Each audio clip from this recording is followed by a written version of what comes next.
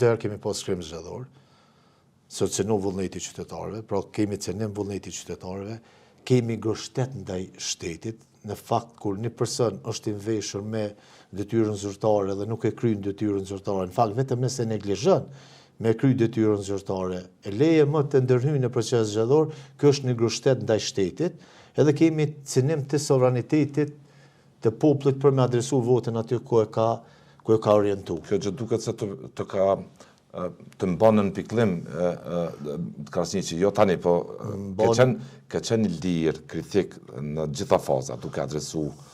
gishtin edhe tek njerëzit, tek bashkëpunëtorët më të afërt, nuk ke kursyer, duke synuar që vendit të shkoj drejt një mjedisi, habitati, ku emancipimi politik të shndrohet në normë, jo në retorikë. Po mendoj është argument tash ne çdo ditë këtë janarin e ftoft, madje kemi plot data në kalendarin tonë historik të një brezit të madh që kanë sakrifikuar dhe kanë dhënë jetën për lirinë dhe shërimin e këtij vendi. Edhe unë zëshëm e kam thënë, asgjë s'ka bëu që këja më shumë se sa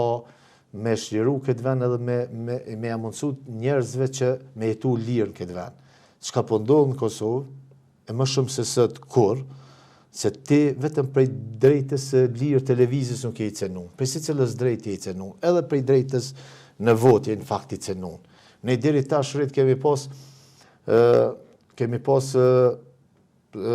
si me thonë, ndërhyrje flagrante në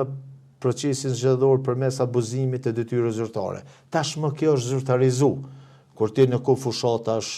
shpërndon jo pse qytetarët nuk kanë nevojë. Po ti kur qeveris me venin 4 vite edhe nuk ke arrit me vendos në binar disa gjanat që e lehtësojnë jetën e qytetarëve, pra çka nënkupton nëse ti në ditën e zgjedhjes ose në kohën e fushatës